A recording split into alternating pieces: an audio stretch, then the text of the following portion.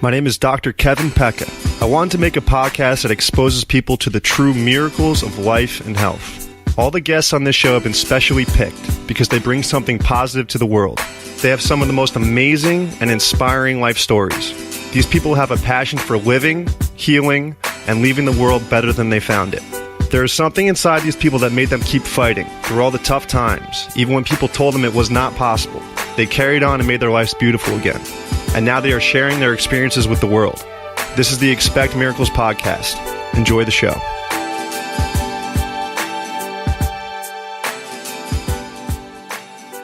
A GMO is a genetically modified organism. It is the result of a laboratory process where genes from the DNA of one species are extracted and artificially forced into the genes of an unrelated plant or animal. The foreign genes may come from bacteria, viruses, insects, animals, or even humans. Because this involves the transfer of genes, GMOs are also known as transgenic organisms.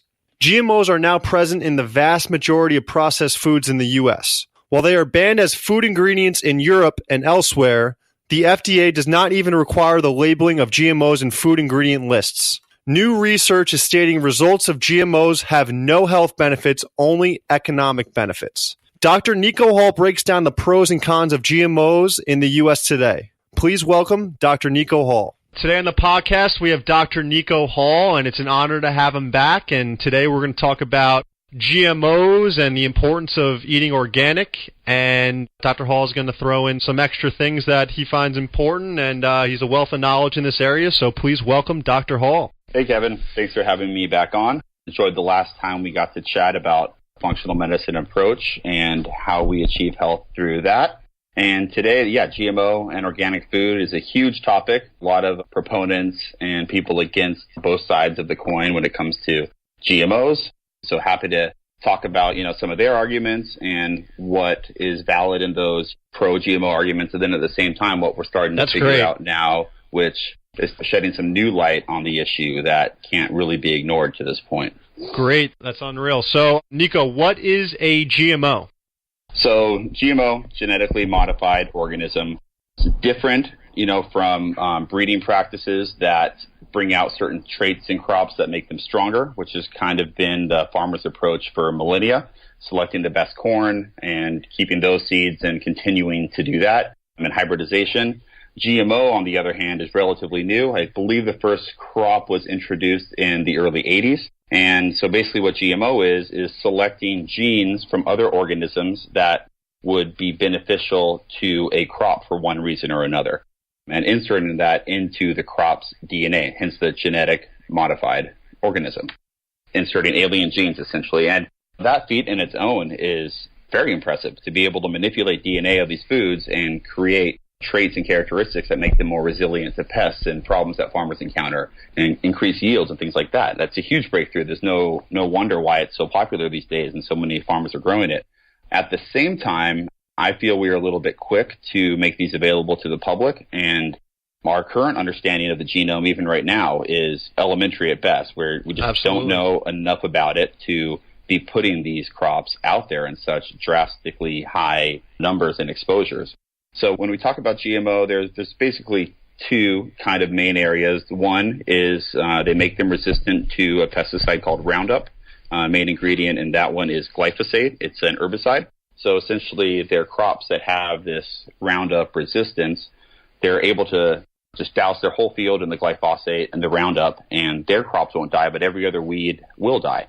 So that's, benefit the farmer, saves them a lot of man hours in managing herbs or weeds. So the other part of the GMO aspect is a gene called Bt toxin. Basically, it's a gene they insert into these plants that make them produce their own insecticide toxin. The way that toxin works is it goes in and essentially when the pest or insect eats it, it goes into their gut, creates a bunch of holes, and basically just blows their gut up. So that happens to the insect? To the insect. That's the mechanism of action. It kind of makes you wonder then, we're ingesting some of that too with it, right? Oh, absolutely. Yeah, but the industry would have you believe that genes and Bt toxin, they can't withstand the human digestive system. They get destroyed. They're of no impact to us whatsoever. And, a lot of that was based on studies in the 70s and 80s that they were never able to find DNA passing through the digestive tract in stool samples or whatnot. They could never find intact fragments of DNA back then. So they concluded, yep, DNA gets destroyed, digestive system, doesn't matter. If we know now what we knew then, I don't think a lot of these GMO crops would have been fast-tracked to production like they have been. So that was obviously the old research. So now what's the new research saying in accordance to that? Yeah, so as far as the genes go, like I said, 70s and 80s, they found you couldn't find DNA that passed through the stool. But, now new studies are showing that genes can survive digestion in both humans and animals. So much so that there's been studies on non-GMO DNA in offspring through parents that had GM foods, and they're finding that it can cross through the placenta to the fetus. So They're finding GMO DNA in fetuses of babies that obviously have never been exposed to this before, but it's just from the maternal exposure. They're also finding it in the blood and organ systems of marked genes from GM foods. We could even penetrate the blood-brain barrier and have effects there neurologically. Okay. So that's huge, just as far as the ability of the gene to survive and spread to other areas of the body, the environment, and so on. Yeah. The gene itself, it may or may not necessarily be an issue. That was more just kind of refuting their claims. When it does become an issue is something that's called horizontal gene transfer. But what they're finding is, say, for example, you have the Bt toxin gene. Now, you ingest that. We now know that these genes do not just degrade in the digestive system like previously thought. And the way that they can horizontal gene transfer is that gene can actually be transcribed into the DNA of other organisms. So horizontal gene transfer happens among different species, in different animal kingdoms. It's a common event. But they always claim that it couldn't happen to us. The Bt toxin would not be transferred over to any of our host DNA, or what they're finding now mostly is it's being transferred over to the genes of our own gut bacteria. Okay. So now our gut bacteria has these genes that if they are transcribed, the segments of DNA, they code for a protein, right, that Bt toxin. If they are transcribed and they create that toxin, then our own microbiome is going to be producing Bt toxin in our gut. And like I just mentioned with the insects, we know what that does to guts. It's not good. So what they're finding is that it is possible. So obviously it's, in the insects, you said it's just like tearing them up inside and killing them, right? So obviously we're much bigger organisms. And what effect do you think that's directly having on our gut biome? So it's hard to say, for sure. There's been no studies on this. A lot of the Bt toxin horizontal transfer is right sort of at the beginning of determining what kind of effects this might have. But the scary part is if that toxin is transferred over to our bacteria, not only will it disrupt the entire microbiome and kill off other species of bacteria, but once it's in there, regardless of what the consequences may be, we figure out long term, how do you get it out? Yeah. That's the problem. Yeah. It's being transferred. There's no turning that back. Yeah, it's being transferred to the next generation too. So. Mm-hmm.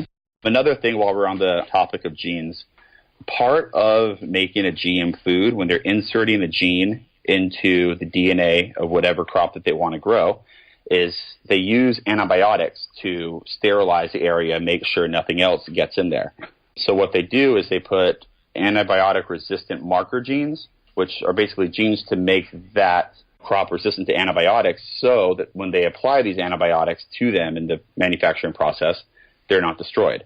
So what they're finding is now that they have these antibiotic-resistant markers, these are in the same GM foods that are all over the place. So we talked about how genes can withstand digestion, genes can travel to other parts of the body, and they can be transcribed into either bacterial DNA through horizontal genes transfer or even our host DNA.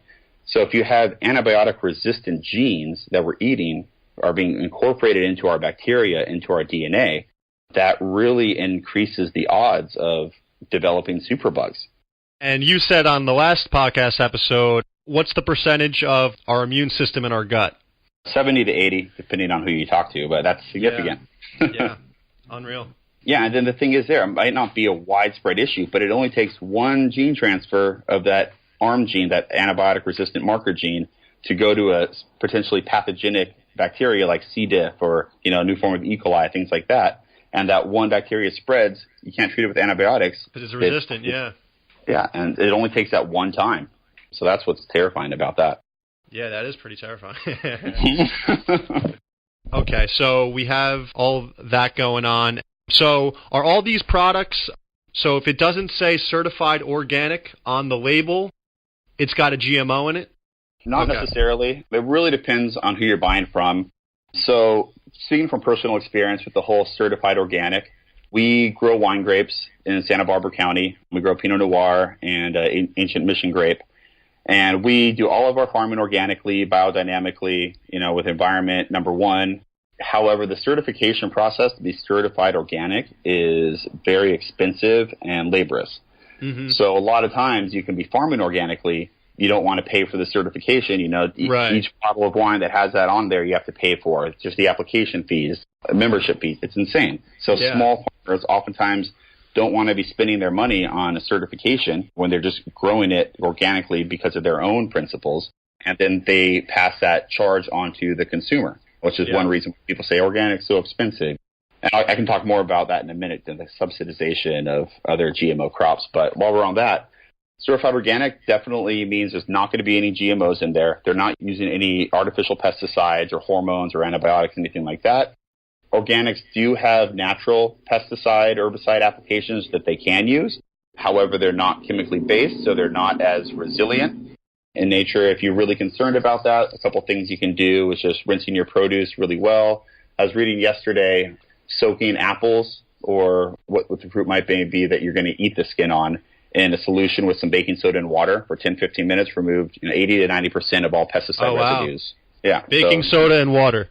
It's a little bit. You can probably even Google that. I'm sure there's a lot of health sites promoting that practice. But I thought it was pretty cool. Simply, you don't have to sit there scrubbing. Just throw them in a bucket with water for 15 minutes. Done. That's interesting, yeah. So, as far as certified organic goes, I would buy that when you can afford it. But, again, it's not the end-all, be-all. So you got the farmers markets and all that stuff that aren't paying for the certified organic trademark, but they are obviously organic.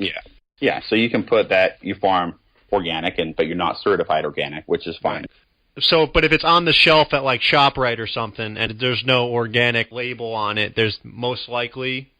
Yeah, so let's get into that. So let's talk about that. One of the biggest problems with GMs is not the fact that, there might be an issue here, it causes cancer, yes or no, is that the debate. The problem is that it's insidious in our current food supply. It's freaking everywhere. Mm-hmm. And to kind of understand how it got to that point, you kind of have to go over how we got here. So industrial agriculture comes along, right? Their point is to produce a lot of food on a small piece of land at an affordable price. Mm-hmm. Simple business. The companies that accomplished this the best, they did so without any regard for food, environmental safety, anything like that. So in the process of amassing great wealth and power, buying out all these small farmers that couldn't get a lower bottom line than they could, they became very powerful. So that I think it was in the late 70s, the big four beef companies like Tyson, Cargill, a couple others, they owned 30% of all beef production. And currently, those same four companies, they control 85% of all the beef sold in the U.S. Wow. So that's a pretty big monopoly there between those four. With that wealth that they gained from doing this, they started using lobbyists, and they became more powerful in that they would pass these, what they're called our food bills. So they pass food bills in through legislation, which subsidizes farmers for growing what they're called commodity crops. So this is corn and soy. Basically, the commodity crops are crops that can be used for a number of applications, from animal feed to the sweeteners and high fructose corn syrup. Corn, they put it in toothpaste, makeup products. It's everywhere, right? So basically, what these food bills did was subsidize it to a point where now the farmer is selling his crop, his corn, for less than the cost of production, which is insane. I mean, we're producing these foods, and he's able to sell it for less than the cost of production just because the government is subsidizing him to do that. And all of a sudden, that becomes the most profitable crop because of these subsidies. So he's not inclined to be growing organically. He's inclined to follow this industrial agricultural method to produce as many bushels as he can because he gets the most subsidies back, and then so on and so forth. So along with that, I mentioned the beef company, but it's the corn. So a lot of that corn goes to those same companies again to keep the cost of their meats down. So it's kind of a cycle. This is mainly a United States problem then? Oh, huge. U.S. is the number one fan of GMOs and agriculture. I think last I read, I think corn agriculture is attributable to 30% of all of the U.S. farmable land, or it might be U.S. area entirely, but it's huge. Yeah. Everybody's growing corn because subsidized. And, it's no surprise that what are the biggest Monsanto GMO crops that they're putting out there? It's the corn, it's the soy, the sugar beet. It's these commodified crops that they know is going to have a huge market and will never be short on cash because of the legislation and subsidization that's gone through. So in addition to this really cheap corn now being able to be bought for these cattle that are then fed and sold for much cheaper than conventional or than organic grass-fed cattle, a lot of other companies love this commodity crop too. All the junk food, processed food manufacturers, they're just using this corn and soy as a base for all their foods. You go to the middle aisles of any grocery store, go pick up a box off the shelf, you're guaranteed to see corn or soy in there. And that's all this GMO corn or soy, almost guaranteed. Unless it says it's certified organic, you're going to get GMO soy or corn. It's everywhere. That's insane. So, I mean, we can get to this later, but is there any pros besides the mass produce, like that we can get more food for more affordable price? Besides the money, is there any pros to these GMOs? I've asked myself that question a lot and tried to really look into it. But when you go to what we're just now finding out, it's hard to say yes, because with the use of insecticides, herbicides, things like that, now we're seeing super weeds coming to light and adapting to these herbicides that can't withstand anything. That's why they're trying to pass through a new, even more toxic pesticide called dicamba, and had tons of issues. I won't get into that. But at first, I thought, okay, GMOs are good because they are able to make food cheap as it cuts down on labor costs and speeds up production. But what is the greater cost of that overall to the environment? What is the greater cost to healthcare prices that are going to go up? But you have to look at the big picture, and looking at that big picture, it's hard to give one reason why I would say, yes, GMO is the way to go, just because there's so many side effects and consequences from that practice that are just not sustainable and do more harm than good overall in the grand scheme of things. Well, this sounds like a vicious cycle, too, because you have the GMOs that people are buying because they're cheaper, which are costing them their health, and then you have Big Pharma on TV advertising to all these sick people. So, holy shit, that's a vicious cycle right there. It is. And, big food, big pharma, I mean, it's crazy it's gotten to this point, but when you think about the agricultural industry, it's just a corporation. They're not interested in healthy, wholesome foods. They're not interested in supporting our well-being. They just want cheap ingredients, a long shelf life, addictive taste, and get that bottom line down. That's it. That's insane. What other information do you have over there on the GMOs or just eating organic and stuff like that? Yeah, so as far as the GMO goes, we talked about the Bt toxin and how that can do the horizontal transfer. And that the other aspect of the GMO I mentioned was the Roundup Ready. So it's resistant to glyphosate. And what they're finding now is that glyphosate has become so widespread in the environment that they're finding it. I think a recent study found a glyphosate in 30% of the women's study in their breast milk and their placenta and in umbilical blood. There was glyphosate.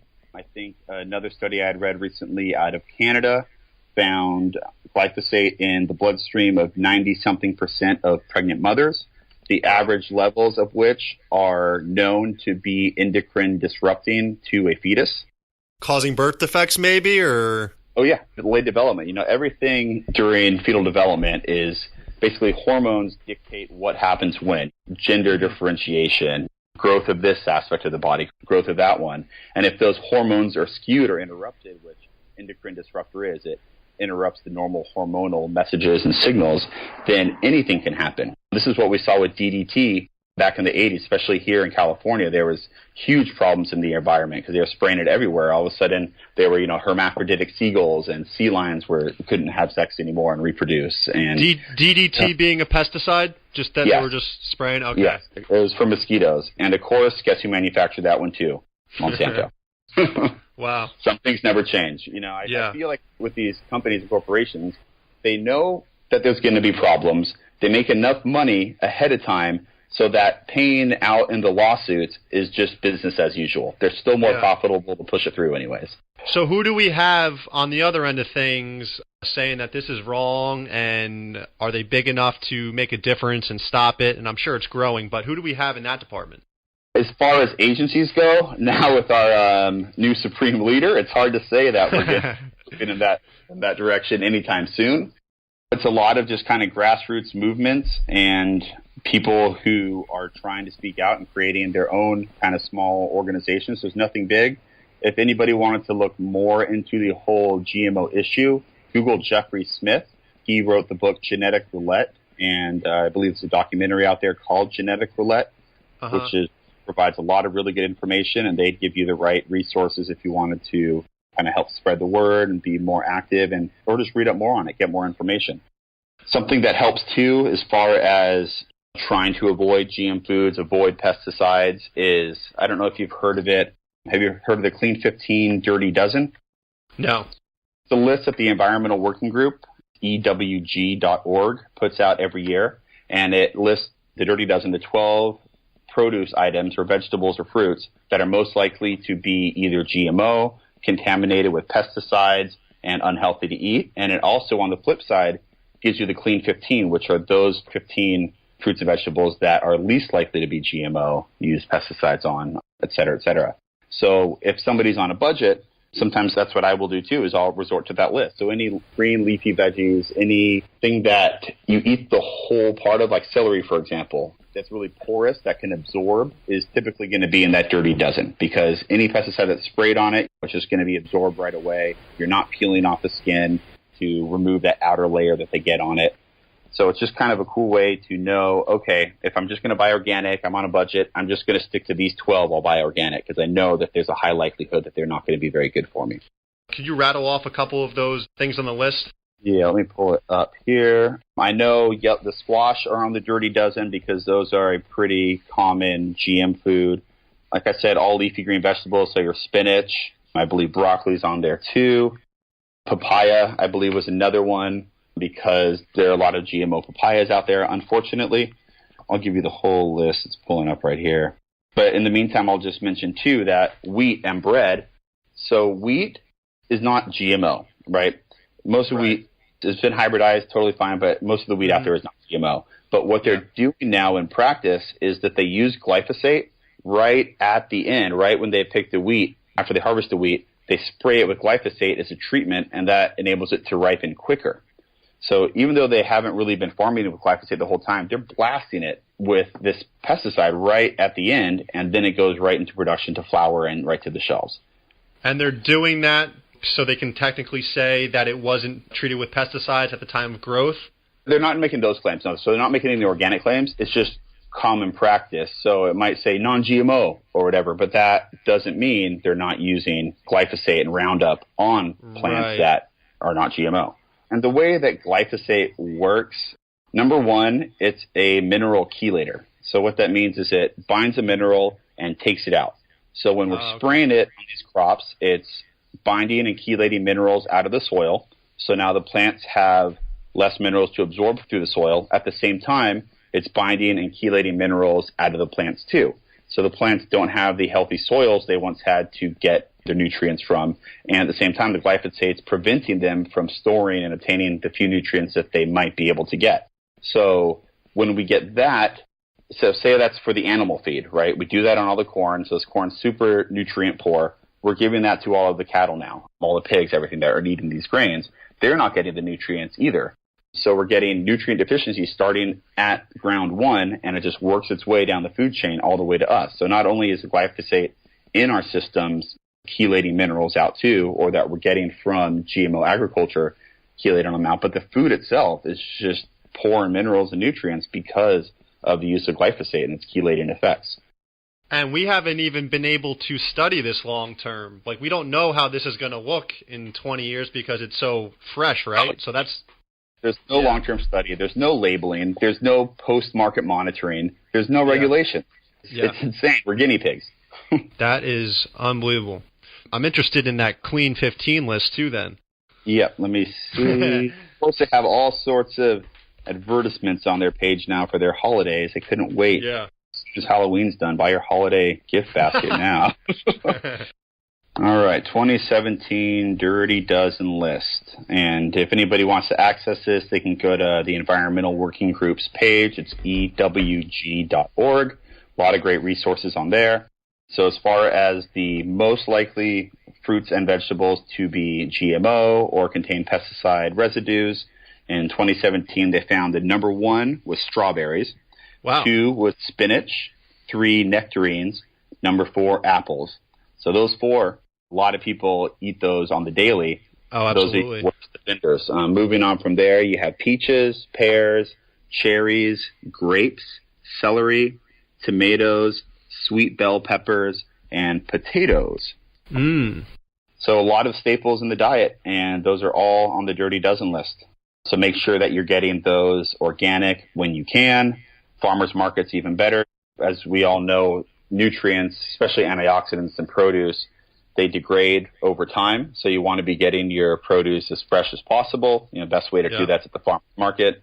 But I think at a grocery store, it's an average of like 7 to 13 days from farm to table for produce, somewhere in there, depending on the crop. So farmers market's the best way to go. If you have CSAs in your neighborhood, join one of those. You just pay a monthly fee and you go pick up your box of veggies once a week, once every other week. Man, they just pick it that day and load it out. It's a great way to... I didn't know that. CSAs? I haven't heard of that. Yep. You just Google CSA and type in your city and maybe produce as a tag as well. See if there's anything in your area. But yeah, the best way is just go to a farmer's market. One of the stalls that has more produce available, they're probably more likely to do a CSA because they have the variety. They're not just focusing on a handful of crops. And ask around, see if they do something like that or anything. Then a lot of times you'll find too, going to the farmer's markets, the organic foods, not only I think taste better and look better all around, but they're going to be far more affordable than somewhere like Whole Foods or elsewhere. It's absolutely, just trying to make the buck this health food trend, as they say. Yeah. Whole Foods is ridiculous. I mean, they have great products, but it's pricey. Yeah, it is. Have you heard of the online place now, Thrive Market? Thrive? No, I haven't. Thrive, Thrive. Basically, it's a online store, so there's no fresh stuff yet, but they started a couple of years ago, and basically they sell all health foods that you can find at Whole Foods for wholesale prices.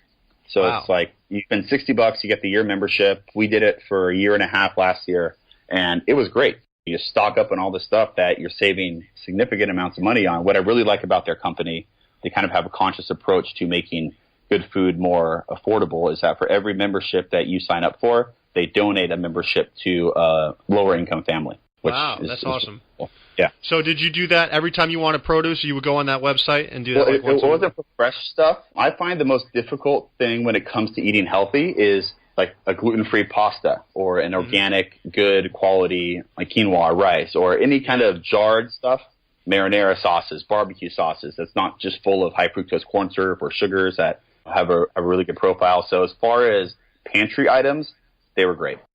Wow, that's awesome. And so obviously we're talking about GMOs and everything, and it's in our systems. So I guess another thing that's probably beneficial to talk about is, do you recommend any good detoxes for the body to just kind of just help rid your system of all these pesticides and everything? Yeah, never thought you'd ask. Yeah, so for anybody that doesn't do a current supplemental regimen, I kind of like to give people the option of having just a foundational health, even if they're not a patient of mine. I have a blog on my website that just talks about what I call the 5 key nutritional products. And one of those is, antioxidants to counteract all the issues that we are seeing with our current environment. I think there were 80,000 chemicals that are currently being used in North America. So these have never been tested long-term, never been tested how they work with each other, yet our bodies are having to encounter them, process them, and eliminate them every day, all day. They're working overtime. So I think it was a quote from the World Health Organization. They came out and said that they believe 90% of all chronic and serious illness could be prevented if we were able to eliminate 600 of the most dangerous environmental toxins. Wow. And that's World Health Organization. That's significant. So this stuff is causing a problem. I know we just talked about glyphosate. That's one of the big ones, but it's everywhere, man. You can't get away from it. So supporting the liver through antioxidants is one of the best ways to do that. It's not necessarily a detox program per se, because there's nothing you can do that's going to go in there and take out any kind of fat-soluble toxins that are hanging out in heavy metals or other things that are going on, but just supporting the body's own detoxification, elimination pathways is really the best approach we have to ridding these from our bodies and protecting us from future exposure. So there's a couple antioxidants that I really like. One of them is called Ultimate Antiox Full Spectrum. It's made by Designs for Health.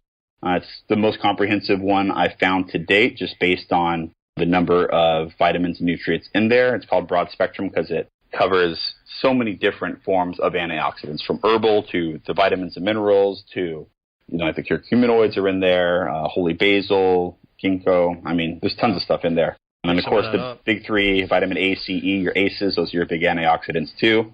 So just making sure you're getting those in every day is huge.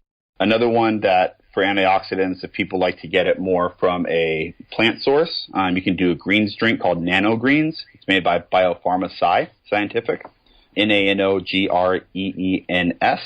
And I just do a scoop 30 minutes before breakfast. That's the way to do it. Shake with some water. You'll actually find you get a lot of energy from it. So oftentimes I'll do that instead of coffee in the morning. And it provides 10 servings of fruits and vegetables, everything sourced organically, really good, clean greens product. It's been our favorite one for a number of years now. That's great. Yeah, so that's a really good way to get antioxidants. As far as just going back to the foundational health, having 5 key products, I'll just briefly list the other ones. I think it's important to have a high-quality fish oil, omega-3 fatty acids, and how the anti-inflammatory behavior of them and how it counteracts. You might have a poor diet, poor lifestyle in the past where you ate a lot of processed meats and foods, your omega-6s are high, you're pretty inflamed. Starting fish oil now can drastically prevent and reduce your risks of serious diseases down the line, from heart disease, your cancers, your neurological diseases, especially for neurological health, Alzheimer's and dementia. Omega-3s are huge. So just doing a quality omega-3 every day, EPA and DHA, it's about 1,000 milligrams, can go a long way towards longevity. Another really important one, vitamin D3. A lot of times people say, oh, you don't really need it. You can get it from the sun. They go to their doctor. They ask him to measure vitamin D. He reluctantly says, okay, fine. They're at 33. He says, you're great. You're in the range.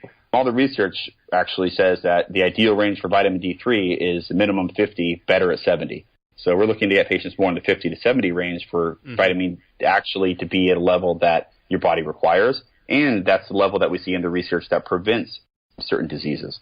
That kind of nice to have information from labs and look through this research and say, okay, I'm in this range that the lab says is cool, but all this says I have a 20% less chance of getting heart disease if my number is 20 higher. Right. Why not go 20 higher? Well, and the lab's data is from mostly sick people, right? Oh, exactly. It's coming from people that need to get blood work done because there's something wrong. So they're taking the data from the majority of those people. Is that right? Yep. So basically the lab gets their numbers. They take the average, everybody coming in, and they go 2 standard deviations in each direction. That's how they get a lot of their ranges. Now, of course, there's other ones with the glucose, 126, then you're diabetic.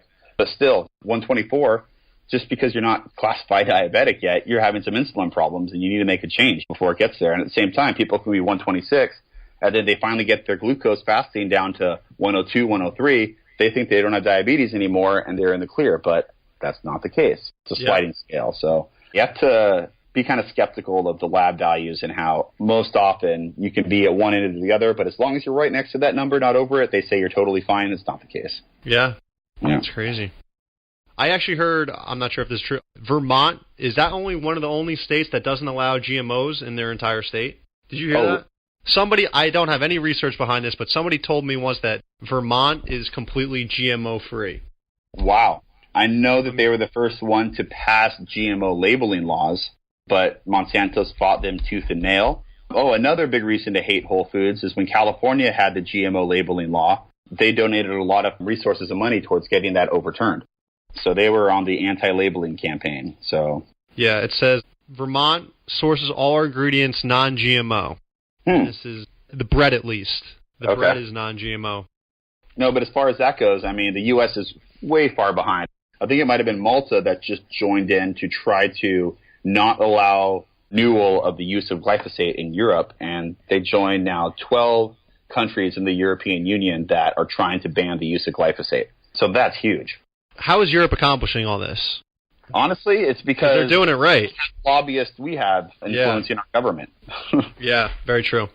Niko, that was just a wealth of information. Thank you. Do you have anything else you'd like to share before we cut off here? I mean, as far as that whole thing goes, GMO is such a big issue, and there's just not enough information out there to confidently say, yes, they're safe, keep using them.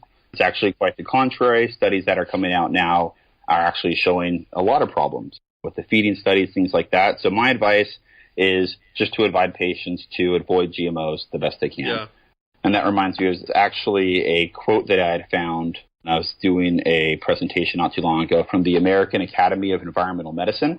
So back in 2009, American Academy of Environmental Medicine came out and said, quote, several animal studies indicate serious health risks associated with GM food consumption, including infertility, immune dysregulation, accelerated aging, dysregulations of genes associated with cholesterol synthesis, insulin regulation, cell signaling, and protein formation, and changes in the liver, kidney, and spleen, and gastrointestinal system.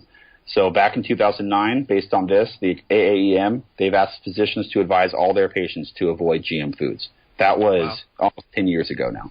Wow. Yeah. That's unreal. We've only learned more since.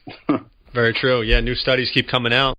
So, Niko, what's your website where people can read your blog and everything and just get more information on this? Yeah, it's drnikohall.com, drnikohall.com. I know we briefly talked about some of the foundational supplements I recommend to patients. If you go onto my blog there, I have a recent blog post where I kind of talk about each of those and give you a couple options in each category, which you can actually just click on over to the store and pick those up too and have them sent to you. Everything's marked at 10% below SRP to try to stay competitive with places like Amazon and whatnot. But yeah, I think you'll find a lot of other great information on there on the blog, and don't hesitate to shoot me an email or give me a call if you have any other questions or want to set up a consult for anything. Great. What's your email? nh@drnikohall.com. All right. Well, thank you so much, Dr. Hall. Appreciate you coming on and spending the time with us. Yeah, thank you for having me again. It's been a pleasure. Thank you, everyone, for listening. My private practice is located in New Jersey at Montclair Upper Cervical Chiropractic. If you have any additional questions about today's podcast, other episodes, or any questions about Blair Upper Cervical Chiropractic in general, feel free to visit my website at drkevinpecca.com or subscribe to my YouTube channel at Dr. Kevin Pecca. Hope you enjoyed the show. Cheers.